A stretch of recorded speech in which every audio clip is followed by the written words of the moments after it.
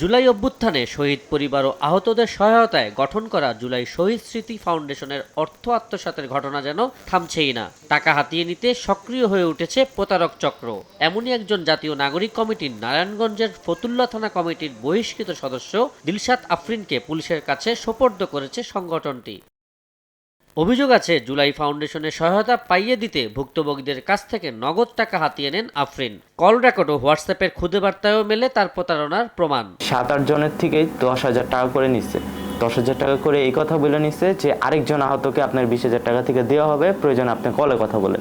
তো তারা যেহেতু 10,000 টাকা সহযোগিতা পাইতেছে, তারা ওই মনে দিয়ে দিচ্ছে। আফরিন অনেকবার আমাদেরকে অ্যাপ্রোচ করে যে কাজগুলো সে করবে, সে সবকিছু দেখবে, তাকে 50,000 টাকা সে দিতে বলে। এসব অভিযোগের পরিপ্রেক্ষিতে গত মঙ্গলবার জাতীয় নাগরিক কমিটির সদস্য পদ থেকে দিলশাদ আফরিনকে বহিষ্কার করে সংগঠনটি। পরে জুলাই শহীদ স্মৃতি ফাউন্ডেশনের অর্থ আত্মসাতের অভিযোগে তাকে গ্রেফতার করে রমনা থানা পুলিশ।